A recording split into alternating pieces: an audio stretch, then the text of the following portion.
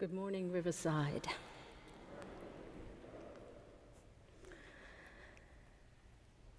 For countless people, dreaming is where it all begins. Someone growing up in a third world country or a third world-like community in this nation are especially encouraged to dream, to imagine what life can be for us as individuals, for our families, for our communities, for our nation, for the world, humanity, and the earth. What do you remember about your dreams?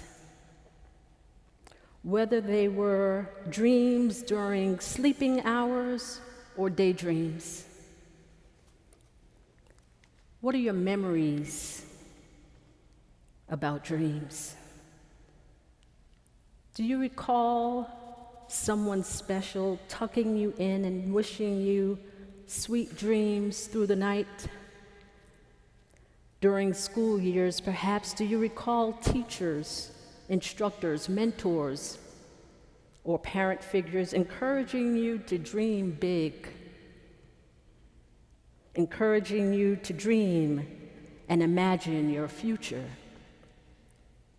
Dreams of marriage, homes, careers, travel. What were your dreams? What are your dreams?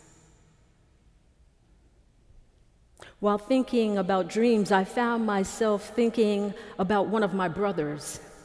I don't recall hearing him talk about his dreams.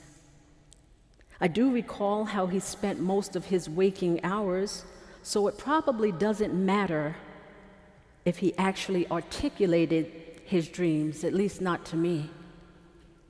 In retrospect, it didn't require conversation to know where his heart and passions were.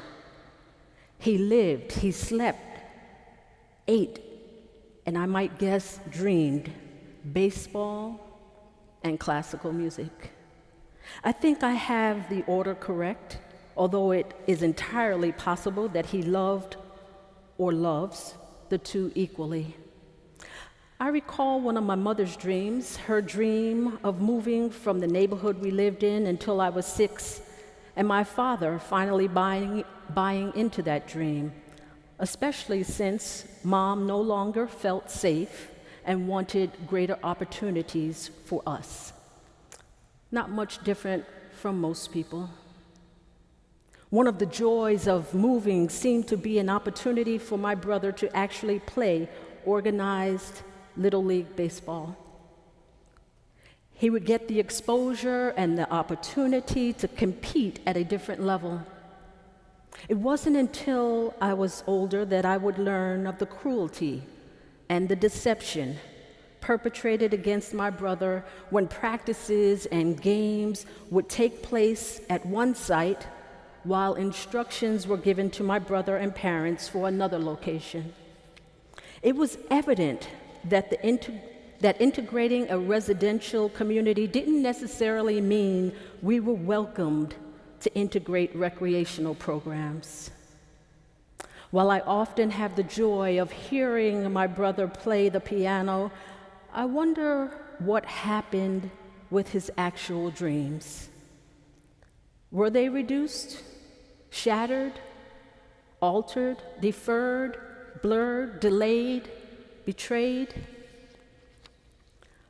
For countless people of color and others seeking justice and equality who pack the Washington Mall on a hot August day 53 years ago this month to hear, to internalize and find hope in Dr. King's I Have a Dream speech. We heard a dream that was not reduced to self. A dream that was for all of humanity. A dream that was consistent with what we understand as God's will for all people. Dr. King knew there was a possibility that he might not be here to witness the manifestation of this dream, because he also knew it was greater than he. Dr. King knew that the dream could not be reduced to the level of the immediate experience or his experience. He knew that this was a God-given dream that would only be realized by a nation daring enough to embrace and wrap itself in a multicolored fabric that covers us all. A Harlem Renaissance produces countless artists, scholars, and humanitarians, but one leaves us asking the perplexing question, what happens to a dream deferred? Does it dry up like a raisin in the sun, or fester like a sore and run? Does it stink like rotten meat, or crust and sugar over like a syrupy sweet? Maybe it just sags like a heavy load, or does it explode? To quote the great mystic and theologian Howard Thurman, never reduce your dreams to the level of the event, which is your immediate experience. A dream, according to Thurman, is the bearer of a new possibility, the enlarged horizon, the great hope that liberates people. In our Genesis text, Joseph is the bearer of a dream. Joseph, Jacob's first son by Rachel. You remember Rachel. Rachel was the one Jacob truly loved and labored 7 years for her hand in marriage. But he was betrayed by Rachel's father and forced to marry her sister. And so he labored an additional 7 years before the opportunity to actually marry Rachel. So perhaps there should be no surprise that Joseph would have a very special place in his father's heart, his father who was now well along in his years. In recognition of this favoritism, he gifts Joseph with a special coat. While the Hebrew translation for this word is unknown, most translations render the Hebrew as multicolored. Nevertheless, Joseph's father has now provided this special, colorful coat, a robe, a wrap, a covering, which does nothing to enhance family relations. Joseph has 10 older brothers who have grown to hate him. Joseph, the bearer of a dream, yes, young, spoiled, tattle-telling, betraying Joseph. More often than not, we tend to think of Joseph as the victim of his big brothers who were jealous and hateful towards him. This is not to suggest that he was not victimized, but you can't help but wonder what he did to antagonize his brothers.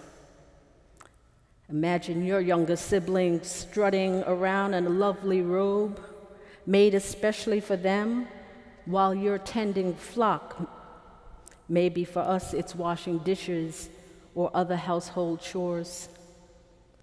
You take some time out for rest when your special younger sibling feels compelled to let your parent know you're not doing your chores. I mean, you're already feeling some kind of way because something in your father's actions has betrayed you.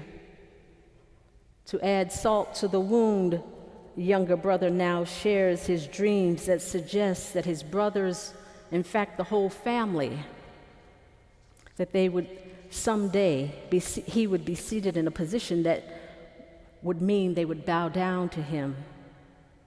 Well, the brothers have had about enough of Joseph, probably not a good idea to tell your family that they'll one day bow down to you.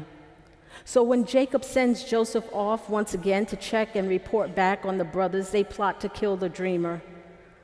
The eldest of the brothers, Reuben, has some compassion and convinces the other brothers not to shed their brother's blood, but rather something less severe, throwing him into a cistern where he might die of natural causes. They reach a consensus, and when Joseph arrives, they seize him, remove his multicolored robe, and throw him into a well, only to change the plan and sell him into slavery. But what happens to the dream? Does it get reduced to the level of the event, the immediate circumstance? For Joseph, the dreamer, he is indeed the bearer of new possibility.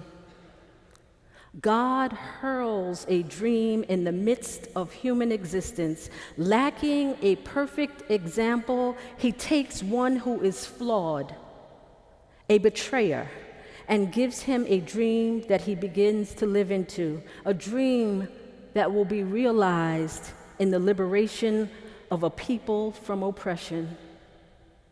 A God-given dream is about more than you think. A God-given dream is about more than you, the dreamer. A God-given dream is about God's dream, God's hopes, and God's promises working through your life, my life, our collective life. The American dream, which attracts countless people from countries across the globe, is a shared dream and has historically been about hard work and the opportunities created by a free economy. Stemming from founding principles, it can best be summed up by a simple equation: economic freedom plus a culture of work is equivalent to prosperity and opportunity. However, the government has a supportive role to play for this dream to be realized. It must, for example, uphold the rule of law for all people, secure property rights, ensure access to education, and provide a safety net for those who cannot care for themselves. But the focus may remain on the individual and their efforts to rise up and help those around them to do the same. Income inequality, healthcare disparities, a dearth of affordable housing, and global warming reduce the dream.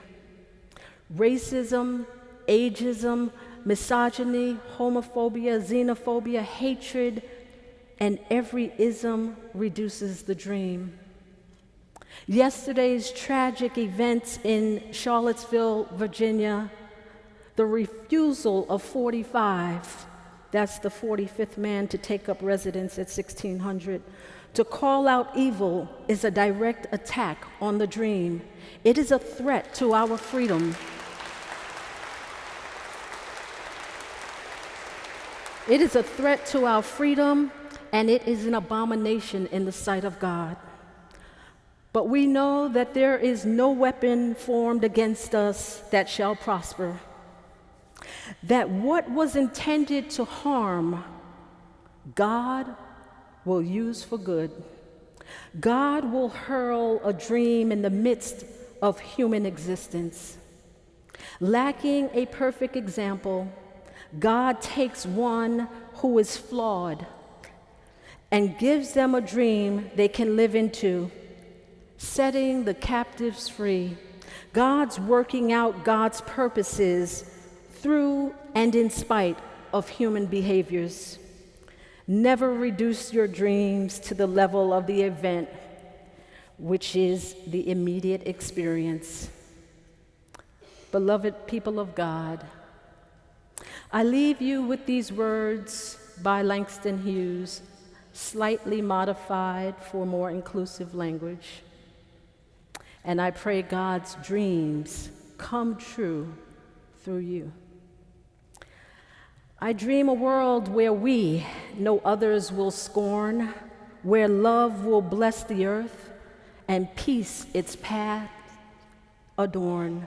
I dream a world where all will know sweet freedom's way, where greed no longer saps the soul, nor avarice blights our day. A world I dream where black or white, whatever race you be, will share the bounties of the earth and everyone is free.